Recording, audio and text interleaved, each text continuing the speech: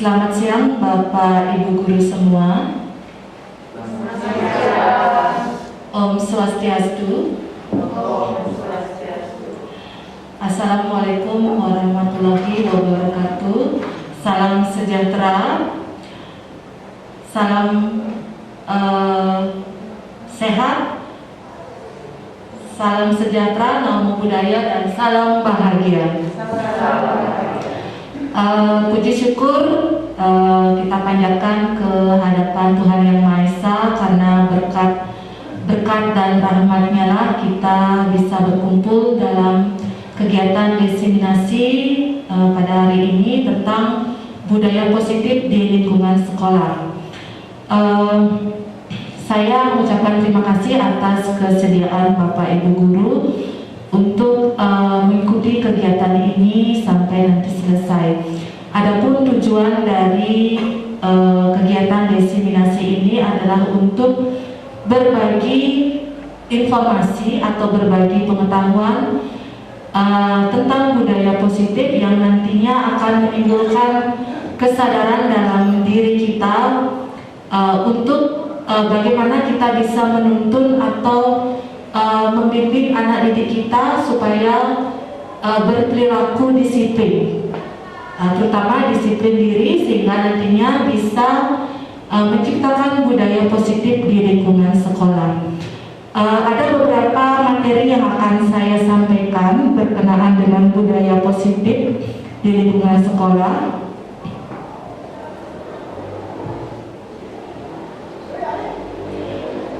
Yang pertama itu adalah kebutuhan dasar manusia.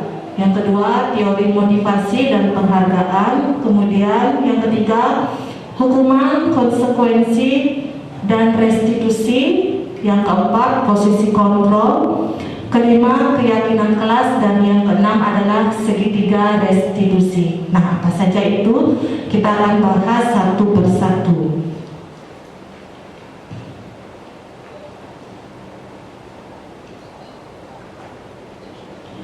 Ya, yang pertama itu apa itu budaya positif?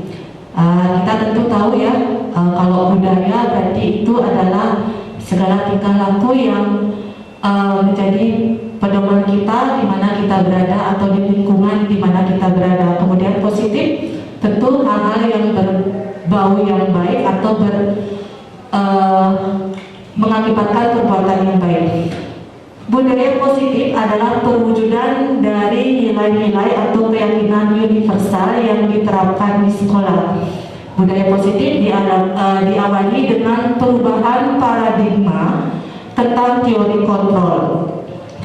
Berdasarkan beberapa penelitian tentang teori kontrol, semua perilaku manusia pasti memiliki tujuan. Begitupun dengan perilaku anak didik kita. Jadi apapun yang anak didik kita lakukan, baik perilaku positif maupun perilaku negatif, itu memiliki tujuan. Dan disinilah kita harus mengetahui apa sih motif dari tindakan atau perbuatan murid tersebut. Dan yang pertama yang harus kita ketahui terlebih dahulu adalah kebutuhan dasar manusia. Ada ini yang paling penting. Jadi kebutuhan dasar murid itu sudah terpenuhi apa belum? Nah, apa saja kebutuhan dasar murid yang harus kita ketahui sebagai pendidik? Ya, kebutuhan dasar manusia itu ada 5. Ya, yang pertama itu adalah kebutuhan bertahan hidup. Yang kedua, kebutuhan akan cinta dan kasih sayang. Yang ketiga, kebutuhan akan penguasaan. Yang keempat, kebutuhan kebebasan. Dan yang kelima adalah kebutuhan akan kesenangan. Yang pertama, kebutuhan bertahan hidup. Nah, bertahan hidup atau survival ini kita bisa ambil contoh terpenuhinya makan atau pangan, pakaian, sandang atau tempat tinggal, papan, dan kesehatan termasuk di dalamnya. Jadi ketika kebutuhan bertahan hidup ini terpenuhi, maka tentunya anak-anak akan bisa melakukan kegiatan atau aktivitas yang ingin mereka lakukan. Kita ambil contoh, kalau Kalau ada anak yang bilang kalau dia lemas, pusing, tidak enak badan ketika mengikuti pelajaran, tentu kita harus mengetahui kebutuhan dasar apa dari anak itu yang belum terpenuhi. Kalau dia pusing, mual, berarti anak itu kan pasti belum makan, jadi otomatis dia tidak bisa mengikuti pelajaran dengan baik. Kemudian kebutuhan yang kedua adalah kebutuhan akan cinta dan kasih sayang.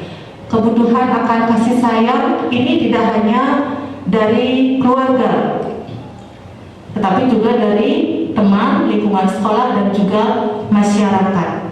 Jadi di sini anak atau murid itu ingin merasa dihormati, diakui keberadaannya di sekolah oleh teman, oleh gurunya, dan oleh lingkungan di sekitarnya. Jadi anak itu merasa dianggap bagian dari komunitasnya. Ya, jadi kalau ada anak yang menyendiri, suka menyendiri itu, ya kita harus cari tahu ini kenapa dengan anak ini. Apakah dia merasa diabaikan sehingga dia tidak mau berbaur dengan teman atau di lingkungannya. Kemudian berikutnya adalah kebutuhan penguasaan.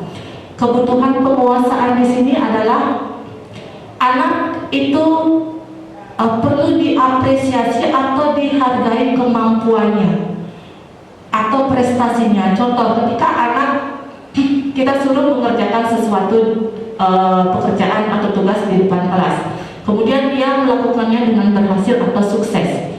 Jadi di sana ada rasa ingin dihargai atas kemampuan atau atas prestasinya. Jadi dia ingin dianggap, oh saya ini anak yang berkompeten. Ya, jadi di sana ada rasa untuk diakui prestasi atau kemampuannya. Kemudian kebutuhan akan kebebasan. Kebebasan di sini bukan bebas yang sebebas-bebasnya, tetapi kebebasan yang bertanggung jawab, yang bisa mereka lakukan dan bisa mereka pertanggungjawabkan tindakan mereka. Seperti contoh dalam pelaksanaan pembelajaran misalnya, Bapak Ibu, ketika kita memberikan tugas, tentunya kita sudah tahu tipikal murid kita itu seperti apa. Minat belajar atau gaya belajar mereka tentu tidak sama. Kita tidak bisa menyamakan kesemuanya dengan satu gaya belajar, itu mustahil. Jika kita menyamakan, tentu akan ada berbagai macam respon. Nah, disinilah kita sebagai pendidik perlu mengetahui gaya belajar dengan memberikan kebebasan. Contoh yang paling sederhana adalah mengerjakan tugas, karena ada anak yang senang mengerjakan tugas sendiri, menyendiri, ada yang senang dengan temannya, ada yang senang misalnya mengerjakan duduk-duduk di bawah pohon, mengerjakan, ada yang di kelas, ada yang di pojok-pojok kelas. Itu kita berikan kebebasan. Jadi dia bebas memilih sesuai dengan minat dan gaya belajar yang diinginkan. Ya. Kemudian yang berikutnya adalah kebutuhan akan kesenangan. Mereka senang melakukan sesuatu yang diinginkan.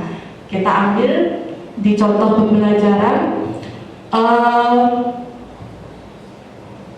Pertama, kita tentunya sudah mengetahui kemampuan awal murid kita bagaimana. Kemudian ketika kita memberikan suatu pekerjaan atau memulai suatu pembelajaran dengan media tertentu, kita bisa memetakan mereka itu senang belajar dengan media apa. Biasanya ada yang senang dengan audio, ada yang senang dengan gambar, ada yang senang dengan jalan-jalan, kinestetik, dan yang lain sebagainya. Jadi mereka melakukan pembelajaran itu dengan rasa senang hati. Nah, itu kebutuhan dasar manusia atau dasar murid yang harus kita ketahui, sehingga ketika ada murid melakukan tindakan yang negatif, jadi kita tidak serta-merta menjudge murid itu, oh kamu itu begini, oh kamu begini, tanpa kita mencari tahu apa yang melatar belakangi murid itu melakukan tindakan negatif tersebut. kebutuhan mana yang tidak terpenuhi atau belum terpenuhi oleh murid tersebut. Apakah kebutuhan bertahan hidupnya, apa kebutuhan akan kasih sayang.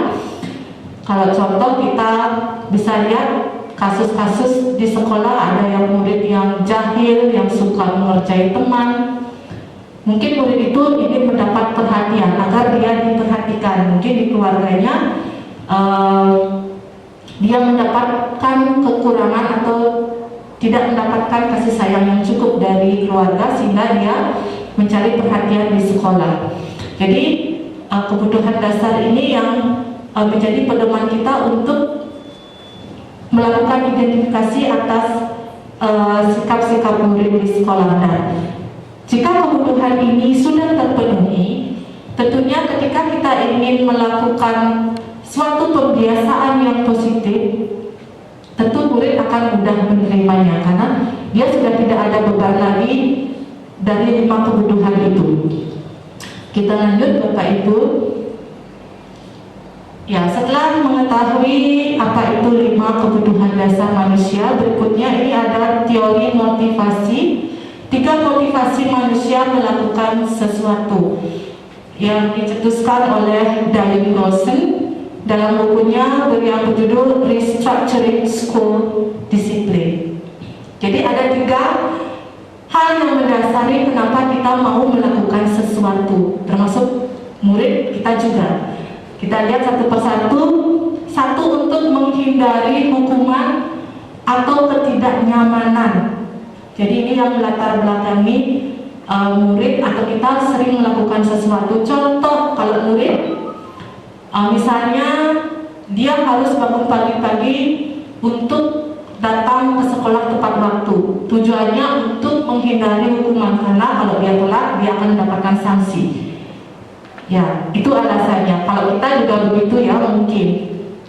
Terus yang kedua, untuk mendapatkan imbalan ataupun penghargaan.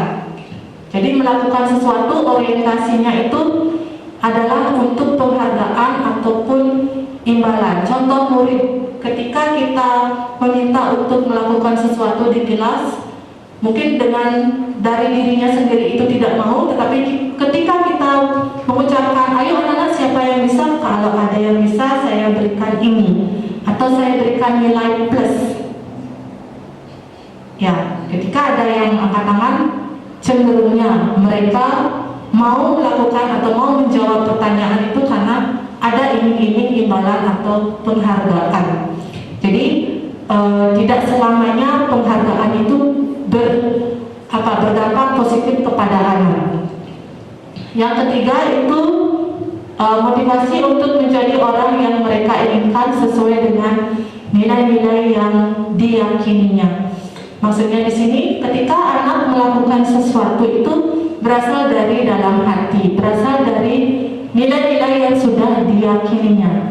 Contoh, dia sudah memiliki rasa tanggung jawab dan disiplin, tentu dia pasti akan datang ke sekolah tepat waktu tanpa melihat hukuman ataupun penghargaan yang nanti akan diberikan. Entah dia akan dicap sebagai murid yang paling rajin, dia tidak melihat itu, tapi yang dia lihat adalah keyakinan yang ada dalam dirinya.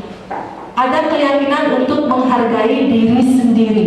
Jadi, oh saya orang yang bertanggung jawab, saya orang yang disiplin, jadi saya harus datang tepat waktu. Itu berasal dari dirinya sendiri. Jadi tidak ada pengaruh tentang hukuman ataupun imbalan yang diberikan. Begitupun ketika murid mau melakukan sesuatu, mau ikut lomba misalnya, jadi orientasinya dia tidak ke penghargaan, tetapi bagaimana dia menghargai dirinya, berusaha keras sehingga dia menunjukkan kompetensinya di bidang tertentu.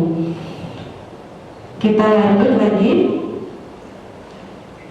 Nah, tadi saya menyebutkan penghargaan itu tidak selamanya berdampak positif. Kenapa? Karena penghargaan itu kalau kita lihat sekarang cenderung hanya bersifat jangka pendek ya, jadi tidak dalam jangka waktu panjang efeknya. Kita lihat kutipan dari Al-Fiqh. Saat kita berulang kali menjanjikan hadiah kepada anak-anak agar berperilaku bertanggung jawab, atau kepada seorang murid agar mempelajari sesuatu yang baru, atau kepada seorang karyawan agar melakukan pekerjaan yang berkualitas, kita sedang berasumsi mereka tidak dapat melakukannya atau mereka tidak akan memilih untuk melakukannya. Penghargaan maupun hukuman adalah cara-cara mengontrol perilaku seseorang yang menghancurkan potensi untuk pembelajaran yang sesungguhnya. Menurut Kohn, secara ideal, tindakan belajar itu sendiri adalah penghargaan yang sesungguhnya. Jadi, pada paradigma pembelajaran sekarang ini, reward dan punishment itu dihindari sebisa mungkin. Ya, reward dan punishment, jadi hukuman dan penghargaan itu sebisa mungkin dihindari, bahkan itu menjadi the last choice atau pilihan terakhir, karena masih ada langkah-langkah yang lebih bijak yang bisa kita ambil untuk menuntun murid kita di sekolah. Nah, di sini ada hukuman, konsekuensi, dan restitusi. Ya, hukuman kita sudah tahu, konsekuensi. Nah, restitusi ini yang baru, termasuk saya juga setelah mengikuti pendidikan guru penggerak ini, saya baru mengetahui ada istilah tentang restitusi. Kalau hukuman itu kita sudah sering, bahkan kita sudah sering melakukannya, ya. Secara tidak sadar kita sudah sering menghukum murid, baik dengan perbuatan ataupun dengan kata-kata. Ya, hukuman bersifat tidak terencana, bersifat satu arah dari guru ke murid. Murid hanya menerima hukuman tanpa melalui kesepakatan. Hukuman berupa hukuman fisik atau psikis, dan anak-anak disakiti dengan kata-kata. Nah, itu adalah dampak ketika kita memberikan hukuman kepada anak didik kita. Jadi efeknya itu murid akan merasa sakit hati, dendam, karena apa yang kita lakukan itu hanya satu arah dari kita ke murid tanpa dia menyepakati sebelumnya. Ya, kemudian konsekuensi di sini, murid sudah tahu kesalahannya dan sudah tahu akibat dari kesalahannya itu dia akan mendapatkan sanksi. Nah, meskipun di sini dia sudah menyadari kesalahannya, tetapi tetap saja itu membuat dia merasa tidak nyaman, dan konsekuensi ini sifatnya jangka pendek. Ya, jadi tidak serta-merta bisa merubah karakter anak untuk menjadi lebih baik lagi. Dan yang terakhir adalah restitusi. Nah, ini yang saya sebutkan tadi. Ada cara yang lebih bijaksana ketika kita menangani murid yang bermasalah, yaitu dengan restitusi. Apa itu restitusi? Restitusi merupakan proses menciptakan kondisi untuk memperbaiki kesalahan siswa sehingga mereka kembali kepada karakter yang sudah baik, serta restitusi juga merupakan sebuah kolaborasi untuk mencari solusi dari permasalahan yang dialami oleh siswa dan membantu siswa untuk berpikir mereka ingin menjadi orang yang seperti apa. Nah, itulah restitusi. Jadi dalam restitusi ini kita bersama murid itu berkolaborasi untuk mengidentifikasi apa permasalahannya, mencari solusi bersama-sama atas permasalahan yang dihadapi, dan menuntun murid untuk berpikir, dengan melakukan tindakan ini saya sebenarnya ingin menjadi orang yang seperti apa, sehingga dia bisa memutuskan, oh, kedepannya saya ingin menjadi orang yang begini. Contoh, saya ingin menjadi orang yang bertanggung jawab, saya ingin menjadi orang yang mandiri, ataupun saya ingin menjadi orang yang memiliki kedisiplinan yang tinggi. Kita lanjut. Nah, setelah mengetahui hukuman, kemudian konsekuensi, dan kemudian restitusi, di sini kita ada 5 posisi kontrol. Nah, Bapak Ibu bisa menerka-nerka dalam diri, saya berada di posisi yang mana? Ya, kalau jujur saya di rumah masih posisi saya itu penghukum dengan anak. Ya kalau anak saya buat salah, saya pasti langsung membentak, mata melotot, bentak-bentak. Ya itu adalah posisi saya di rumah, masih penghukum saya. Ya kadang-kadang teman, ya kalau mood saya bagus ya mungkin saya akan bersikap seperti teman.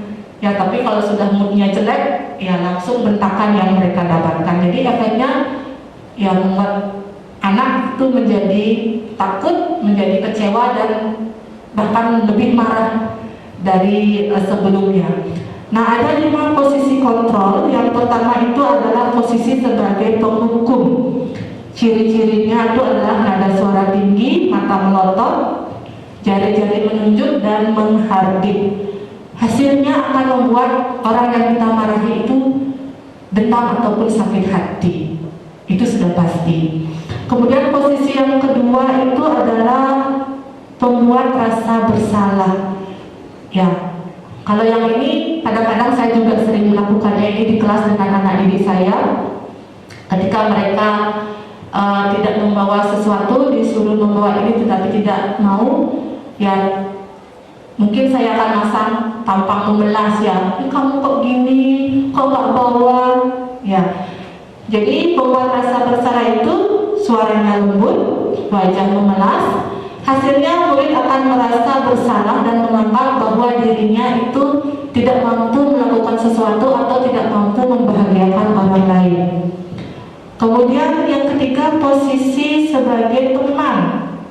Kalau Bapak Ibu memposisikan diri sebagai teman ketika menangani murid, itu suaranya ramah, akrab dengan murid, persuasif, tidak menyakiti dengan kata-kata ataupun tindakan. Nah, di sini murid akan menjadi senang, tetapi negatifnya adalah dia akan merasa ketergantungan dengan kita. Jadi kalau tidak ada kita, dia tidak akan mau nurut. Belum tentu dia mau nurut dengan guru A, B tanpa ada kita. Ya, jadi negatifnya di sana. Kemudian yang keempat itu adalah posisi pemantau. Kalau posisi pemantau ini kita menjalankan sanksi atau konsekuensi yang sudah ditetapkan oleh peraturan di sekolah.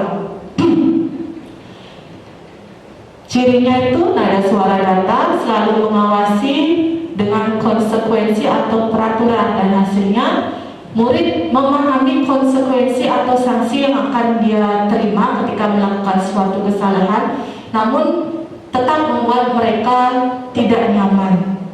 Ya, contoh sudah dia datang terlambat dan sudah tahu konsekuensinya. Aduh, kalau saya terlambat, saya pasti akan begini. Jadi itu ada rasa tidak nyaman dalam diri mereka. Kemudian posisi yang terakhir adalah posisi manajer. Ini adalah perpaduan antara posisi teman dan posisi pemantau. Nah, bagaimana cirinya? Nada suara tulus, kemudian mendekat ke murid, menuntut murid mencari jalan keluar masalah. Nah, dalam posisi manajer ini, penerapan restitusi yang diterapkan atau dilakukan. Hasilnya, murid memiliki keyakinan untuk berubah, mau memperbaiki diri, bertanggung jawab, mandiri, dan pada akhirnya mampu menciptakan budaya positif. Nah, sekarang bagaimana cara kita agar murid itu memiliki nilai-nilai positif dalam dirinya? Bagaimana caranya kita membuat mereka disiplin? Nah, yang pertama yang bisa kita lakukan adalah satu, kita sebagai guru tentunya harus memberi contoh atau teladan dulu, baru kita mengajak anak-anak untuk melakukan sesuatu yang positif. Dan berikutnya adalah dengan membuat keyakinan kelas. Nah, ini mungkin hal baru juga, saya juga baru mendapatkannya. Jadi apa itu keyakinan kelas? Ya, bagaimana caranya kita membentuk keyakinan kelas sehingga anak didik kita itu memiliki nilai-nilai yang akan bermanfaat bagi mereka ke depannya. Ya, keyakinan kelas. Mengapa keyakinan kelas? Kenapa tidak peraturan kelas saja? Ya, apa sih lebihnya keyakinan kelas itu daripada peraturan? Keyakinan itu adalah nilai-nilai kebajikan universal yang disepakati secara tersirat ataupun tersurat, lepas dari latar belakang suku, negara, bahasa maupun agama. Menekankan keyakinan pada seseorang akan lebih memotivasi orang itu untuk melakukan sesuatu daripada kita hanya memberikan peraturan tertulis tanpa makna. Ya, nah sekarang bagaimana caranya membentuk keyakinan kelas? Ya, membentuk keyakinan kelas. Ya, keyakinan kelas itu kita bisa ambil dari nilai-nilai kebajikan. Sebentar akan saya tayangkan apa saja nilai-nilai kebajikan universal itu. Nah, cara membuat keyakinan kelas, yaitu keyakinan kelas bersifat lebih abstrak daripada peraturan yang lebih rinci dan konkret. Keyakinan kelas berupa pernyataan-pernyataan universal. Pernyataan keyakinan kelas senantiasa dibuat dalam bentuk positif. Jadi kalimat yang digunakan dalam membuat keyakinan kelas itu bersifat positif. Jadi tidak ada kata dilarang, tidak boleh, tidak ada kata seperti itu dalam keyakinan kelas. Keyakinan kelas sebaiknya sesuatu yang dapat diterapkan di lingkungan tersebut. Semua warga kelas hendaknya ikut berkontribusi dalam membuat keyakinan kelas lewat kegiatan curah pendapat dan bersedia meninjau kembali keyakinan kelas dari waktu ke waktu. Jadi keyakinan kelas ini tidak dibuat oleh guru, tapi berkolaborasi antara guru dan murid untuk menentukan nilai-nilai apa yang ingin mereka kembangkan di kelas. Contoh misalnya beriman dan bertakwa kepada Tuhan Yang Maha Esa dan berakhlak mulia. Kemudian nilai tanggung jawab, nilai mandiri, atau nilai gotong royong. Jadi semua anak berkontribusi untuk mengeluarkan pendapat. Nah, ketika sudah selesai disusun dan disepakati, keyakinan kelas itu bisa diketik atau ditulis. Kemudian kita bisa meminta anak-anak dan kita juga untuk menandatangani keyakinan kelas itu. Jadi sah, itu berlaku untuk di kelas dan sudah pasti semua warga kelas harus mematuhi keyakinan yang sudah disepakati bersama.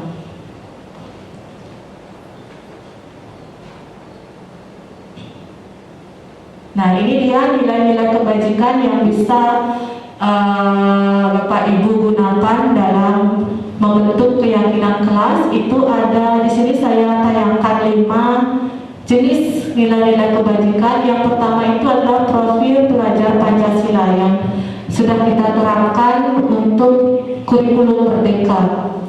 Ya, ada IMTA, kemudian ada mandiri, bernalar kritis, berkebinekaan global, bergotong royong, dan kreatif. Kemudian ada yang namanya primary years program. Ya, kita bisa ambil di sini nilai mana yang ingin kita kembangkan. Kemudian ada 9 pilar karakter. Ya, berikutnya petunjuk seumur hidup dan keterampilan seumur hidup. Ya, jadi ini bisa kita gunakan. Dapat dipercaya, lurus hati, pendengar yang aktif, tidak merendahkan orang lain, memberikan yang terbaik dari diri. Kemudian petunjuk hidup itu ada peduli, penalaran, dan sebagainya. Kemudian yang terakhir adalah the 7 essential virtues. Ya, ada empati, suara hati, kontrol diri, rasa hormat, kebaikan, toleransi, dan keadilan. Nah, sekarang kita lanjut. Di sini saya akan menayangkan sebuah video kepada Bapak Ibu tentang posisi 5 kontrol tadi dan bagaimana cara guru menyelesaikan masalah yang dibuat oleh siswa dengan posisi masing-masing.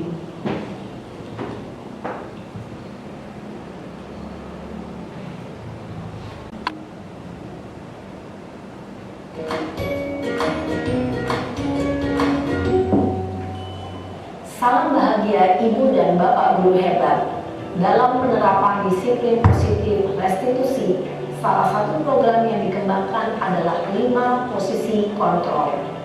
5 posisi kontrol dalam restitusi adalah proses perjalanan seorang pendidik agar dapat mengenali dirinya. Pada video kali ini, kita akan membahas tentang 5 posisi kontrol yang dikembangkan oleh Diane Goshen dan contoh penerapannya.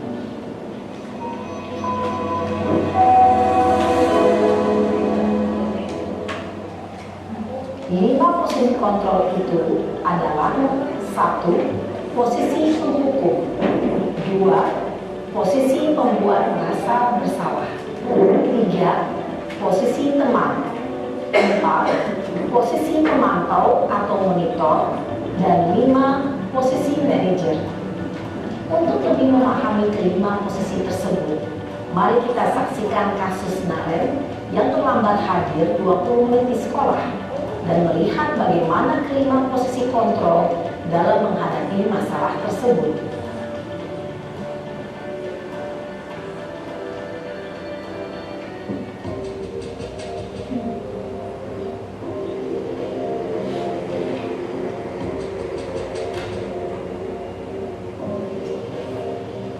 Naren! Sini kamu! Selamat pagi, Bu. Selalu terlambat. Kamu deh, pasti terlambat. Maaf, Bu. Saya Apa? Apa coba? Alasan kamu apa lagi? Kapan sih kamu tidak terlambat? Malas sekali ya kamu jadi anak. saya Dasar pemalas. Gak kapok-kapok sih kamu. Sudah berapa kali terlambat? Sana, kamu keliling lapangan basket 2 kali. kenapa saya harus keliling lapangan basket, Bu? Kenapa? Kamu melawan ibu? Berani-beraninya jawab. Sudah terlambat, masih berani jawab pula. Sekarang, keliling lapangan basket 5 kali sekalian. Biar kapok. Cepat. Pergi sana ke lapangan basket. Posisi penghukum biasanya berbicara dengan nada tinggi, menghardik, menunjuk-nunjuk, menyakiti, dan menyindir. Hukuman bisa berupa fisik maupun psikis. Ibu dan bapak guru hebat. Dampak yang terjadi pada murid ketika guru berada pada posisi penghukum adalah murid cenderung akan memberontak, bahkan menyimpan dendam.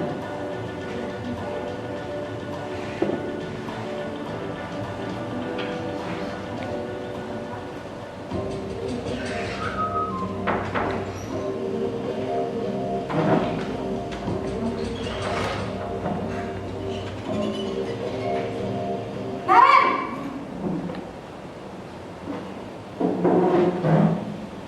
Selamat pagi, Bu. Naren.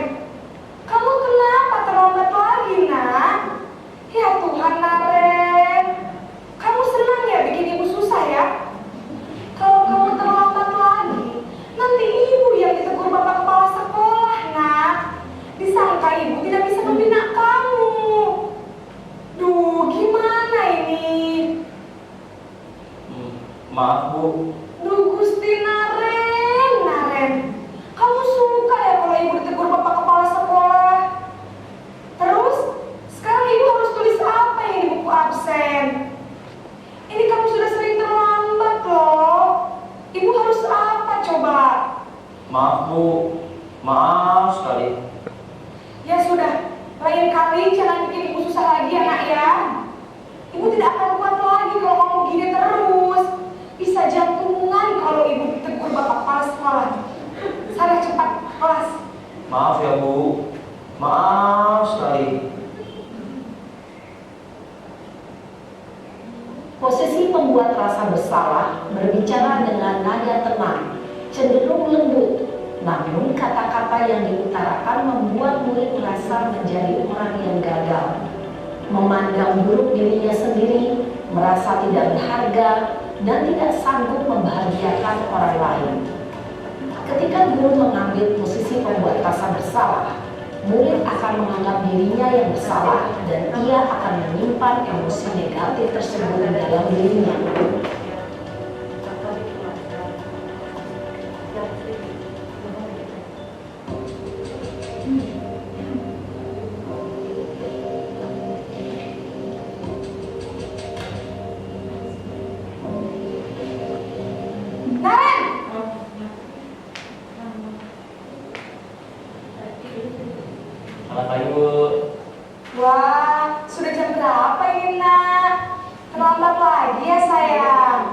Iya Bu, habis ibu saya lupa bangunkan saya Bu. Kamu malah menyalahkan ibu kamu. Kamu bukannya anak yang paling kencang. Kok terlambat sih? Iya Bu, saya memang terlambat bangun tadi. Jadi biarpun saya lari kencang, tetap gak kekejar Bu. Ya sudah sana. Nanti lain kali larinya lebih kencang lagi ya.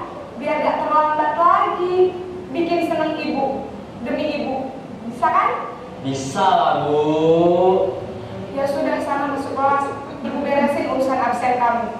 Kamu ini ada-ada saja.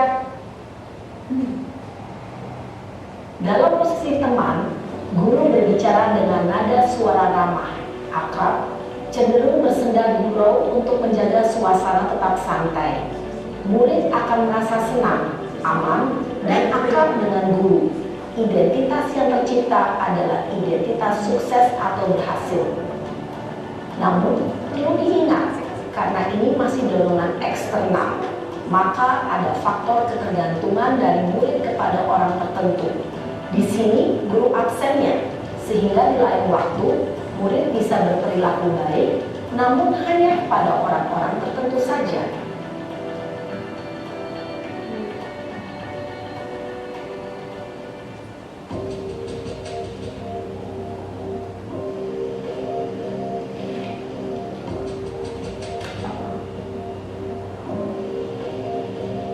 Naren!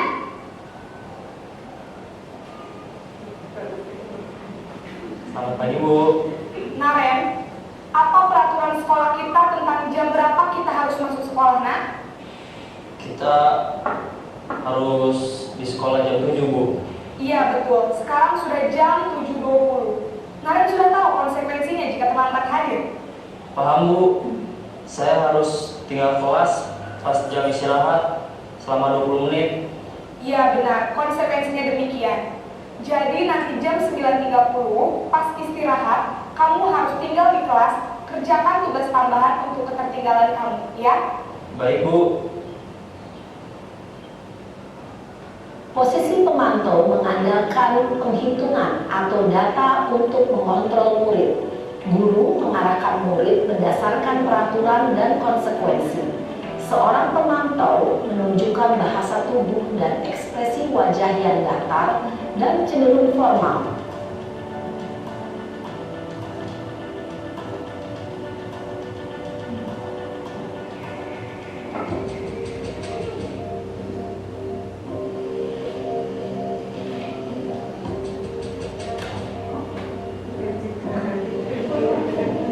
Naren!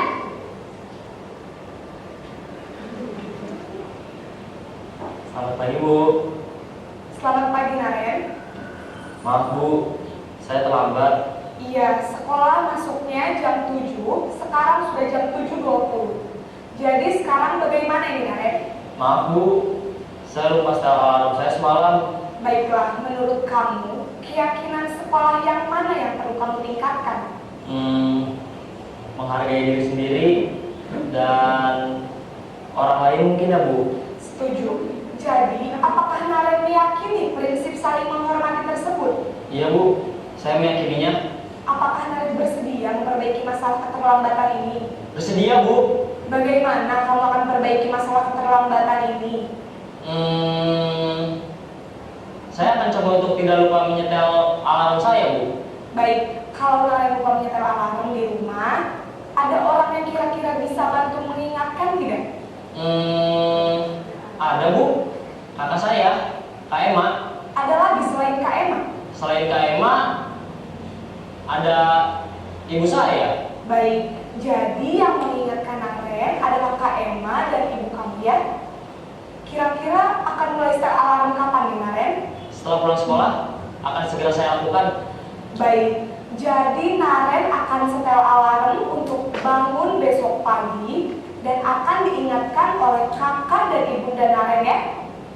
Ada lagi yang mungkin perlu dilakukan, Naren, agar tidak terlambat bangun lagi? Tidak ada Bu. Baik, Naren, terima kasih untuk kerjasama kamu. Sekarang kamu perlu kembali ke kelas untuk belajar. Baik Bu, terima kasih.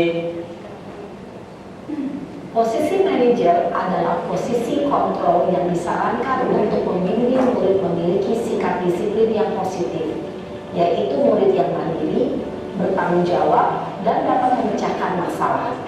Tujuan dari posisi ini adalah agar murid dapat berefleksi atas tindakannya. Guru akan dengan tulus memberikan pertanyaan-pertanyaan bermakna, sehingga membuat murid dapat belajar dari kesalahannya dan mencari sebuah solusi untuk menyelesaikannya. Ibu dan Bapak guru hebat, setelah mengamati adegan kelima posisi kontrol tadi, kira-kira posisi mana yang paling ideal? Posisi mana yang dapat menunjang motivasi intrinsik murid? Ya, tentu posisi manajer. Posisi ini memang posisi ideal yang ingin dituju setiap pendidik. Pada posisi inilah, guru dapat menerapkan disiplin positif yang berpihak pada murid, yang memerdekakan murid. Perjalanan seorang pendidik tentunya tidak mudah untuk sampai pada posisi seorang manajer.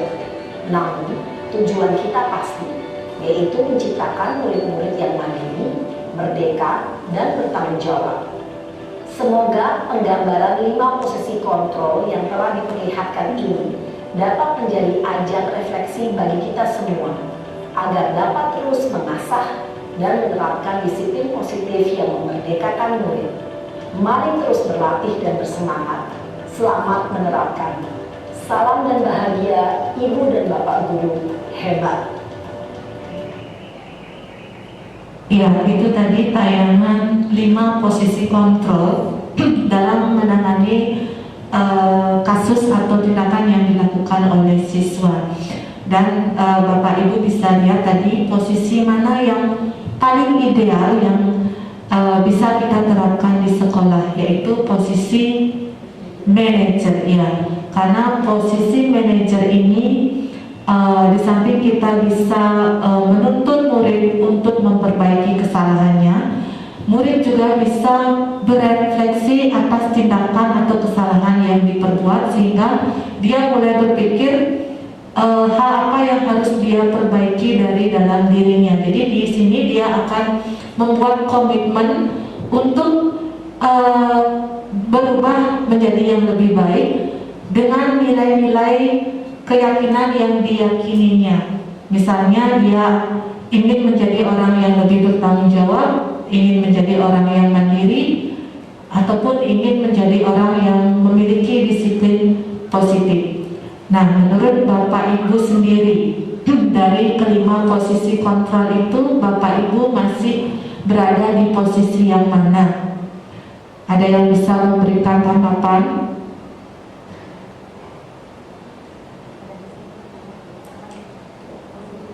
Ya, berada di posisi yang mana dari kelima itu? Apakah posisi penghukum, pembuat rasa bersalah, kemudian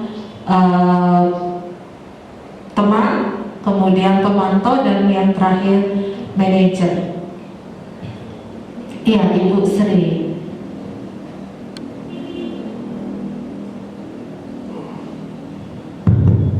Baik, terima kasih atas waktu yang diberikan.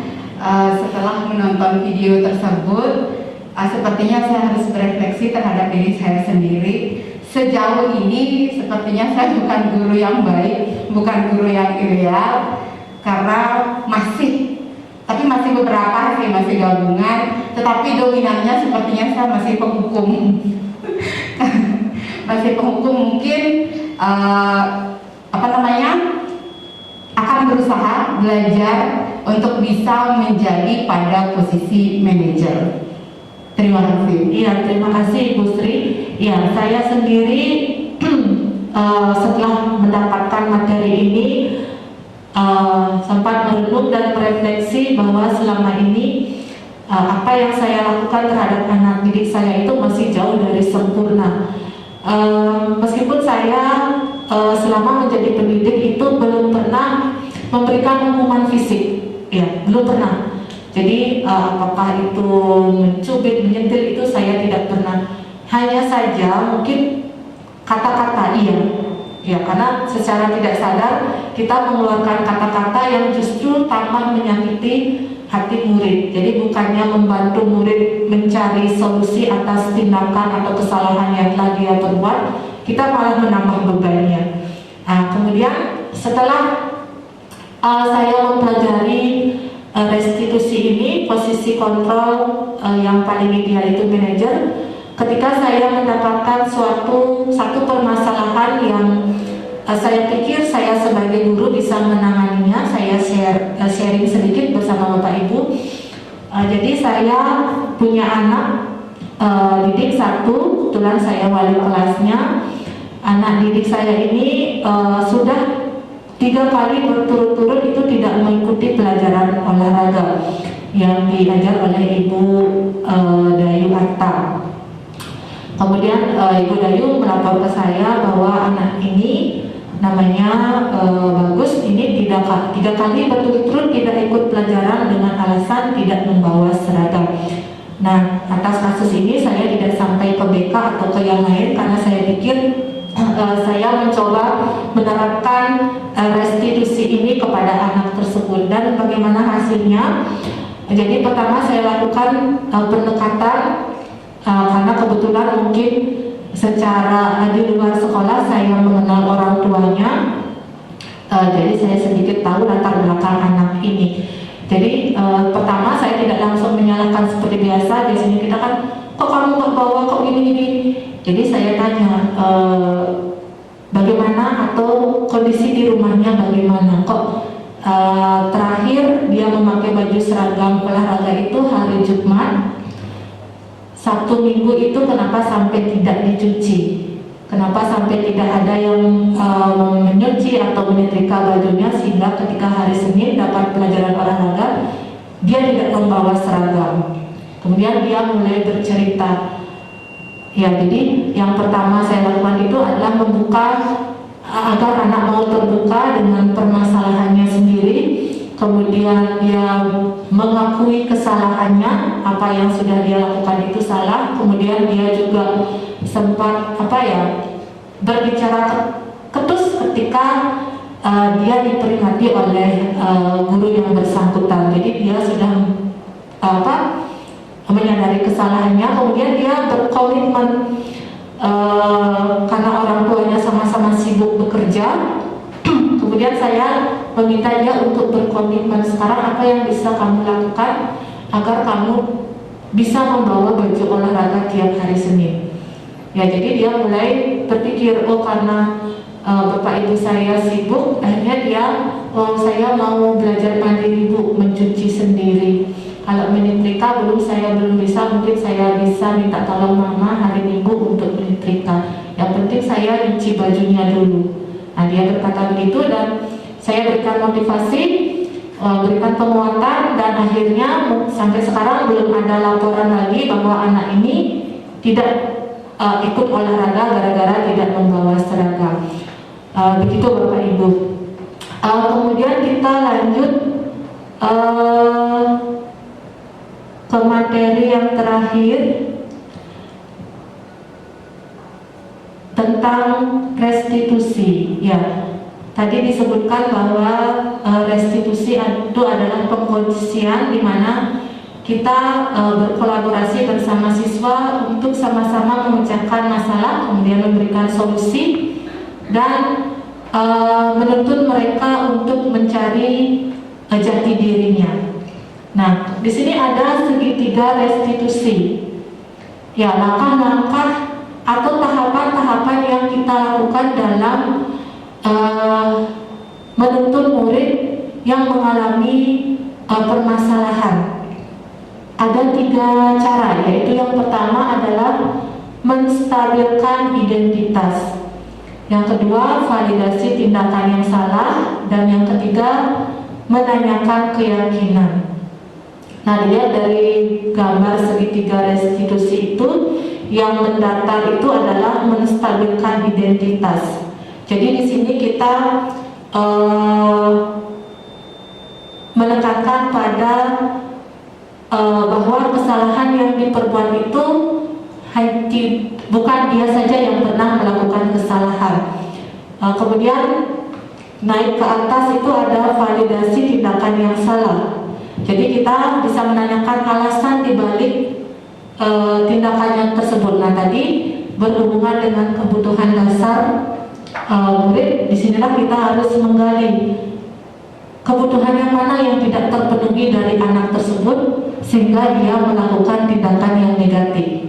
Kemudian di sisi berikutnya ada menanyakan keyakinan. Nah di sini kita menuntut murid dari tindakan kesalahan itu keyakinan yang mana yang dia langgar, yang dia abaikan.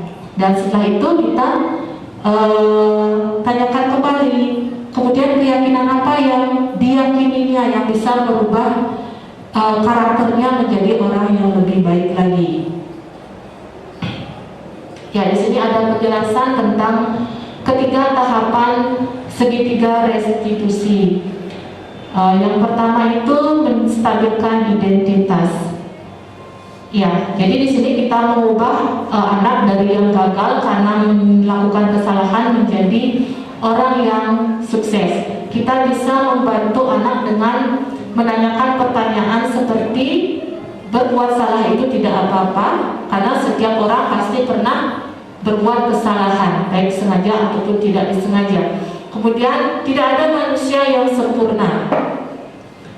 Kemudian saya juga pernah melakukan kesalahan seperti itu. Ya, jadi kita membuat anak itu tidak hanya dirinya saja yang berbuat salah.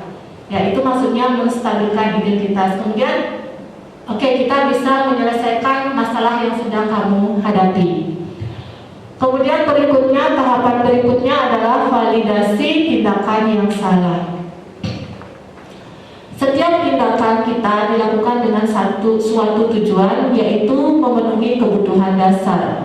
Kalau kita memahami kebutuhan dasar apa yang mendasari sebuah tindakan, kita akan bisa menemukan cara-cara paling efektif untuk memenuhi kebutuhan tersebut. Ya, seperti yang sudah saya jelaskan tadi, di validasi tindakan ini kita harus tahu kebutuhan dasar dari murid yang mana yang belum terpenuhi. Apakah kebutuhan bertahan hidup, kebutuhan akan cinta dan kasih sayang, kebutuhan akan penguasaan, kebutuhan akan kebebasan, ataupun kebutuhan akan kesenangan. Ada beberapa pertanyaan pemandu yang bisa kita gunakan. Yang pertama, padahal kamu bisa melakukan yang lebih buruk dari ini. Kemudian kamu pasti punya alasan mengapa kamu melakukan hal itu.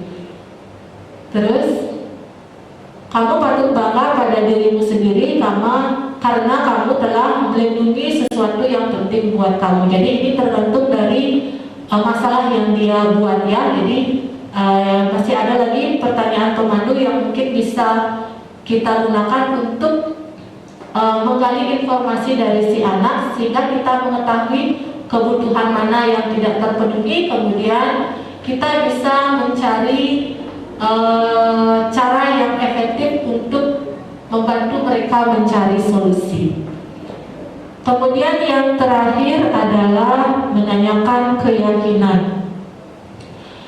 Teori kontrol menyatakan bahwa kita pada dasarnya termotivasi secara internal ketika identitas sukses telah tercapai dan tingkah laku yang salah telah divalidasi, maka anak akan siap untuk dihubungkan dengan nilai-nilai yang dia percaya dan berpindah menjadi orang yang dia inginkan.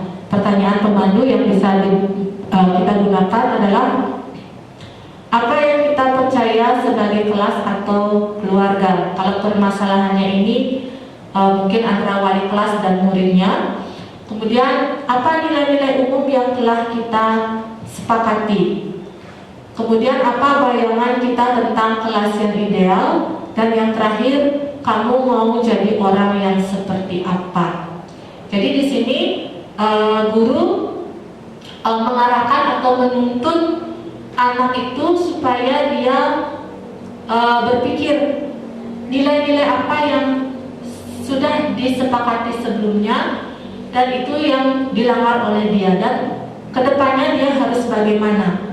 Kemudian yang terakhir adalah kita menanyakan dia ingin menjadi orang yang seperti apa dengan nilai-nilai keyakinan yang diyakininya. Misalnya kalau dia berbuat salah, membuat keributan ketika proses pembelajaran berlangsung, maka dia akan menjawab, oh saya telah melanggar nilai keyakinan saling menghargai dan menghormati di kelas. Ya, setelah itu dia akan mulai berpikir, oh saya harus berubah sikap saya dan menjadi orang yang lebih baik dengan menghormati atau menghargai teman atau guru yang sedang belajar di kelas. Jadi Bapak Ibu Guru, disiplin positif yang ingin kita anak-anak supaya miliki itu pada dasarnya itu harus berasal dari dalam diri anak tersebut. Jadi motivasinya itu adalah motivasi intrinsik, jadi motivasi dari dalam diri. Kita sebagai pendidik hanya bisa menuntun, membantu, mengarahkan, dan memberikan contoh atau teladan kepada anak. Jadi ketika anak masih dipengaruhi oleh motivasi eksternal atau di luar dari dirinya, maka itu hanya akan bertahan dalam jangka waktu yang pendek. Jadi tidak berlanjut sampai di jenjang berikutnya. Mungkin di sekolah di tingkat SMP dia menjadi anak yang tanggung jawab, menjadi anak yang mandiri dan disiplin karena dia terfokus pada motivasi eksternal saja. Begitu dia keluar dari jenjang SMP dan masuk ke dalam lingkungan atau komunitas yang baru, otomatis dia tidak karakter yang sudah dia miliki itu tentu akan berkurang karena di sana tidak ada motivasi atau dia belum mendapatkan motivasi eksternal lagi di sana. Ya karena dia baru menjadi murid baru dan lain sebagainya. Jadi motivasi yang bisa meningkatkan disiplin positif anak itu adalah motivasi yang berasal dari dalam diri anak tersebut. Nah, bagaimana kita bisa menumbuhkan motivasi itu? Ya tentu dengan memberikan kepercayaan kepada mereka bahwa mereka bisa menjadi pribadi yang lebih baik dengan menekankan pada nilai-nilai kebajikan universal atau nilai-nilai pada keyakinan kelas yang sudah dia sepakati. Ya, untuk nilai-nilai kebajikan universal itu kita karena saking banyaknya, tentu kita tidak bisa memakai semuanya. Jadi di dalam membuat keyakinan kelas itu, kita harus membuat kesepakatan dengan anak-anak. Berapa nilai yang kita ambil untuk kita kembangkan dan untuk dilakukan seperti itu. Baik Bapak Ibu Guru semua, sekian yang bisa saya sampaikan tentang budaya positif di lingkungan sekolah. Sekarang kita masuk ke sesi tanya jawab. Jika Bapak Ibu ada tanggapan atau pertanyaan, kita diskusikan sama-sama, kita saling berbagi wawasan, berbagi pengalaman. Silakan Bapak Ibu yang ingin bertanya. Ya, Ibu Sri Purnawati, ya.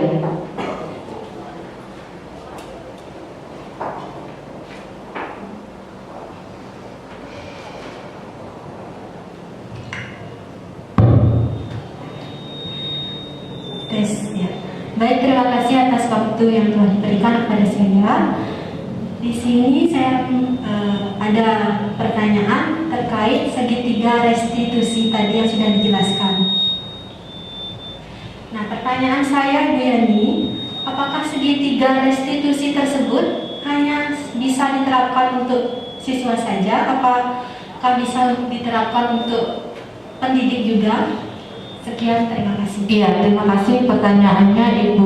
Iya, tahapan-tahapan dalam segitiga restitusi itu tidak hanya kita bisa praktekkan atau terapkan kepada siswa saja, kepada guru juga bisa. Karena di sekolah itu tidak mungkin kita tidak menemukan konflik ya antar sesama guru, pasti ada saja konflik. Nah, sekarang bagaimana jika para pendidik memiliki suatu masalah, mungkin harus ada penengahnya. Mungkin di sini kepala sekolah. Jadi kepala sekolah bisa menengahi permasalahan yang dialami oleh guru-guru tersebut. Jadi tahapan-tahapan dalam segitiga restitusi ini tidak hanya untuk murid tetapi juga untuk pendidik. Bahkan ini juga bisa kita terapkan untuk keluarga sendiri. Misalnya dengan anak, punya anak dua bertengkar, ya kita bisa terapkan ini. Jadi kita tidak akan memihak atau membela salah satunya. Begitu Ibu Sri. Ya, ada lagi yang lain? Ya, Ibu Ayu. Terima kasih Bu Yani. Saya masih bingung tentang pembentukan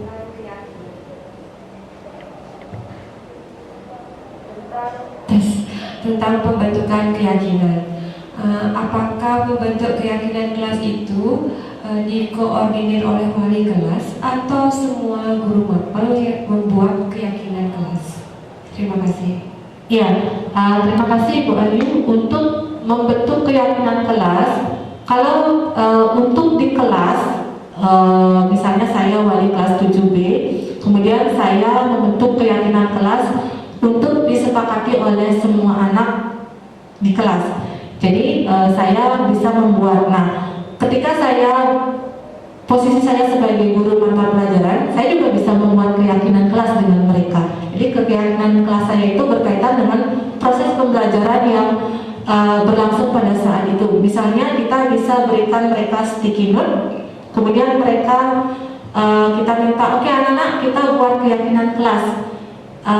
Hal-hal apa saja yang ingin kamu terapkan di kelas pada saat pembelajaran bersama saya.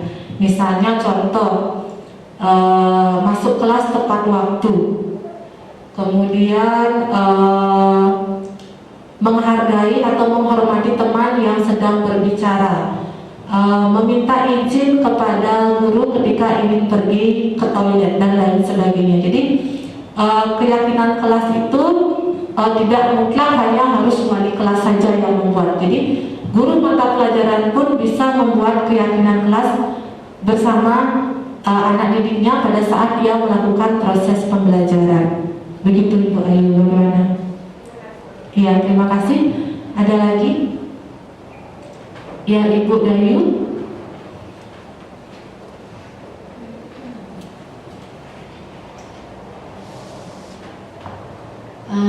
Baik Bu Yani, terima kasih atas kesempatan yang diberikan kepada saya.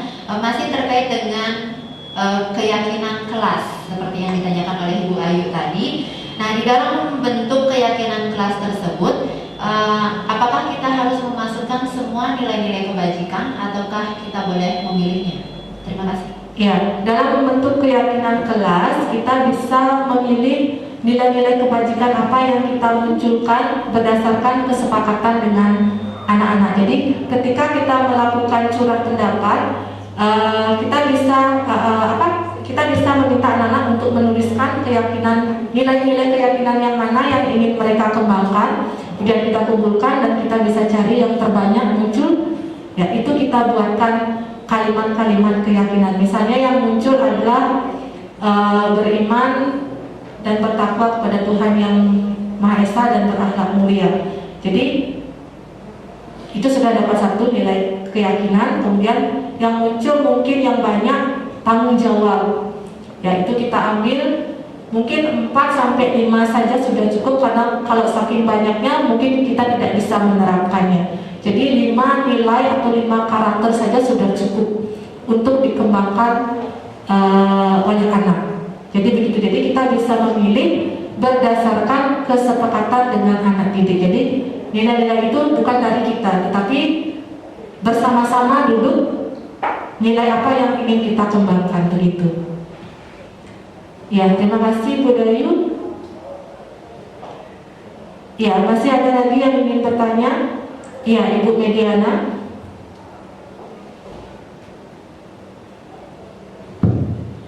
Baik, terima kasih atas kesempatan yang diberikan kepada saya. Jadi tadi Bu Yani kan dapat menjelaskan mengenai beberapa kebutuhan dasar siswa. Jadi kira-kira bagaimana sih cara kita untuk mengetahui kebutuhan dasar siswa tersebut? Terima kasih. Ya.